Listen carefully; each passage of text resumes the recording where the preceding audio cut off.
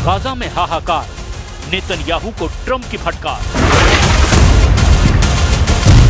Final round से पहले Netanyahu के सामने ट्रंप के गुस्से की दीवार। डोनाल्ड ट्रंप ने फोन पर इजरायली पीएम पर किया प्रहार। गाजा की जमीन पर Benjamin Netanyahu versus Donald Trump. क्या गाजा में फाइनल ऑपरेशन से पहले अकेले पड़ेगा इजराइल?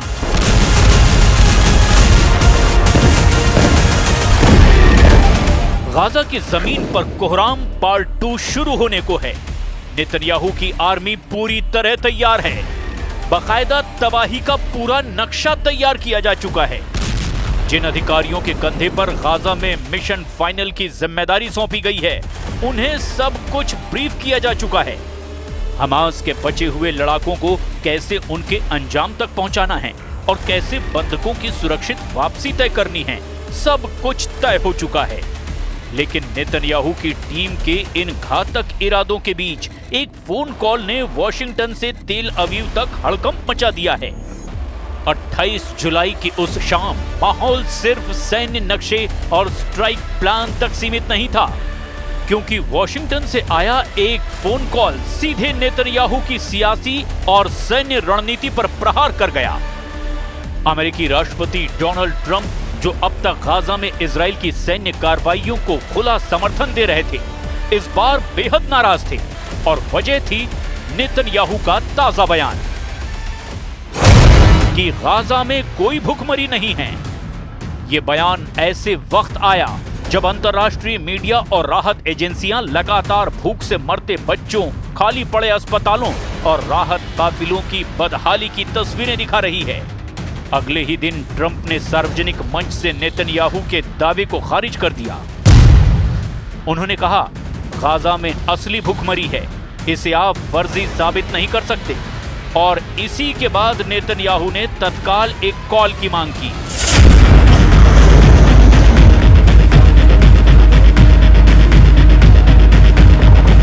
एनबीसी की रिपोर्ट के मुताबिक इस कॉल के दौरान नेतन्याहू ने ट्रंप से कहा कि भुखमरी की सारी रिपोर्टें हमास की बनाई हुई हैं और गाजा में हालात इतने खराब नहीं हैं। लेकिन ट्रंप ने उन्हें बीच में टोकते हुए ऊंची आवाज में कहा कि उनके पास खुद के अफसरों से मिली तस्वीरें और सबूत हैं, जिनमें बच्चे भूख से बिलख रहे हैं। ट्रंप ने साफ कह दिया, मैं इसे नकली मानने को तैयार नहीं हूं। रिपोर्ट के मुताबिक ये बातचीत एक तरफा थी, जहां ट्रंप ज्यादा बोल रहे थे और नेतन्याहू को सफाई देने का कोई मौका तक नहीं मिला। इस कॉल ने साफ कर दिया कि गाजा सिटी पर होने वाला फाइनल ऑपरेशन अब सिर्फ सैन्य चुनौती नहीं, बल्कि वॉशिंगटन की मंजूरी और राजनीतिक रिश्तों की कसौटी भी है। वो भी उस वक्त जब इजराइल की तरफ से बाजार पर 100% कब्जे का प्लान तैयार किया गया है। वॉर कैबिनेट पूरे प्लान ऑफ एक्शन के लिए तैयार है। यह ऑपरेशन सीमित दायरे का बताया जा रहा है, लेकिन इसके पीछे नेतन्याहू का असली इरादा पूरे गाजा स्ट्रिप को अपने सैन्य कब्जे में लेने का है। कैबिनेट के आधिकारिक बयान में शब्द कब्जा जैसे शब्दों से बचा गया और टेक ओवर लिखा गया, क्योंकि कब्जा मानने पर अंतर्राष्ट्रीय कानून के तहत नागरिक मामलों की जिम्मेदारी भी इजराइल पर आ जाएगी। लेकिन इस शब्द जाल के पीछे असल तस्वीर है पूरी तरह से सैन्य शासन। नेतन्याहू का प्लान तय करता है कि गाजा सिटी के 8 लाख नागरिकों को 7 अक्टूबर 2025 तक खाली कराया जाएगा। ये वही तारीख है जब हमास के 7 अक्टूबर 2023 के हमले की दूसरी बरसी होगी। यानी 2 महीने का ये विंडो पीरियड खत्म होते ही आईडीएफ गाजा सिटी में जमीनी घेराबंदी शुरू करेगा और वहां बचे हुए हमास लड़ाकों को खत्म करने का दावा करेगा। इस ऑपरेशन के बाद इजराइल बाकी 25% गाजा में भी आगे बढ़ने के प्लान पर काम करेगा। वहां जहां आज भी करीब 20 लाख लोग मौजूद हैं और जिन्हें आईडीएफ अब तक टालता आया है, क्योंकि यहीं बंधकों के छिपे होने की आशंका सबसे ज्यादा है। गाजा सिटी पर कब्जे के साथ ही मंत्रियों ने युद्ध खत्म करने के लिए 5 शर्तों की लिस्ट तैयार की है। हथियार डालना, सभी बंधकों की वापसी, गाजा का निरस्त्रीकरण, इजरायली सुरक्षा नियंत्रण और ऐसा वैकल्पिक नागरिक शासन जो ना हमास हो ना फिलिस्तीनी अथॉरिटी। लेकिन यहां सबसे बड़ा पेच है, नेतन्याहू ने फिलिस्तीन अथॉरिटी की भूमिका पूरी तरह खारिज कर दी है, जबकि अरब देश खुले तौर पर कह चुके हैं कि अगर रामल्ला शामिल नहीं होगा तो वे गाजा के पुनर्निर्माण में हाथ नहीं लगाएंगे।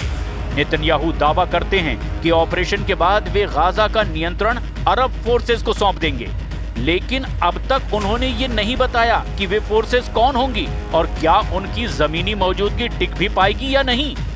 ये पूरा प्लान अब न सिर्फ हमास से लड़ाई है, बल्कि टिक टिक करता हुआ टाइम बम है, जो सैन्य, राजनीतिक और मानवीय तीनों मोर्चों पर एक साथ फट सकता है। गाजा पर कब्जे का नेतन्याहू का ये फाइनल ऑपरेशन अब इजराइल के भीतर भी सवालों के घेरे में है। सबसे सख्त चेतावनी आई है आईडीएफ चीफ इयाल जमीर और शिन बेट के डायरेक्टर मेजर जनरल डेविड जिनी से, जिन्होंने बंद कमरे की मीटिंग में साफ कहा कि अगर बिना पूरी तैयारी और बंधकों की सुरक्षित रिहाई के ऑपरेशन शुरू हुआ तो ये सैन्य जीत की बजाय मानवीय और राजनीतिक हार में बदल सकता है।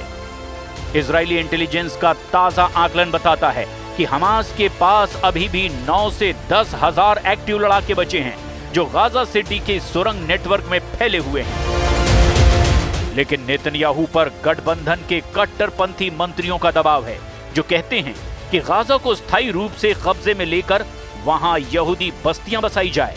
ये दबाव सिर्फ राजनीतिक नहीं, बल्कि उनके सत्ता में टिके रहने का सवाल भी है, क्योंकि अगर नेतन्याहू ने ऑपरेशन टाला तो उनकी ही पार्टी में बगावत भड़क सकती है।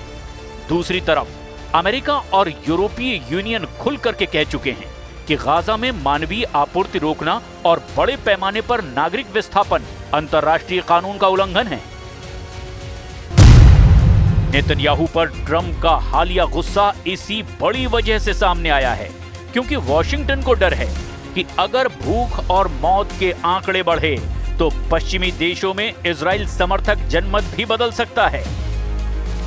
इस बीच संयुक्त राष्ट्र की वर्ल्ड फूड प्रोग्राम रिपोर्ट बताती है कि गाजा के उत्तरी हिस्से में 80% आबादी फैमिन लेवल की भूख झेल रही है और ये हालात अगले 6 हफ्तों में पूरे गाजा में फैल सकते हैं।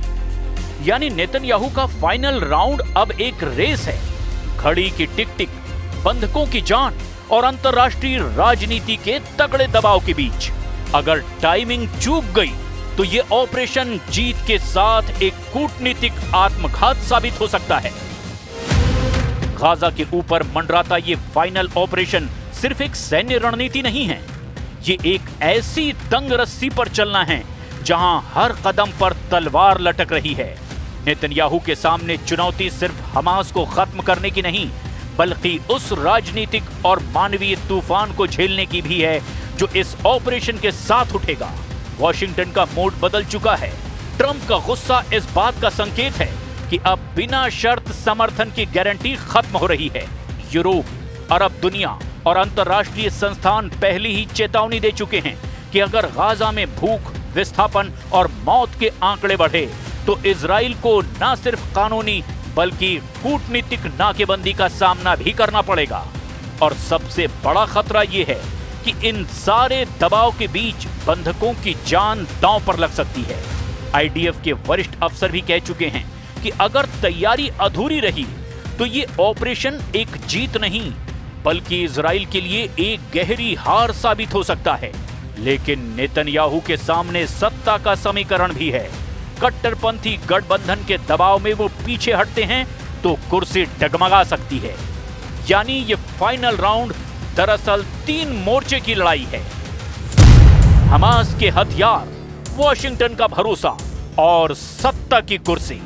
हर मोर्चा एक कतार में लगी बारूद माइन की तरह है। अगर किसी एक माइन में धमाका हुआ तो बाकी 2 भी अपने आप फट जाएंगे। गाजा की गलियों में बंदूकें गरजेंगी, लेकिन इस बार असली जंग अंतर्राष्ट्रीय मंचों, मीडिया की सुर्खियों और सत्ता के गलियारों में लड़ी जाएगी। और सवाल यही रहेगा, क्या नेतन्याहू इस फाइनल ऑपरेशन के इतिहास में जीत लिखेंगे या इसे अपनी सबसे बड़ी हार बना देंगे।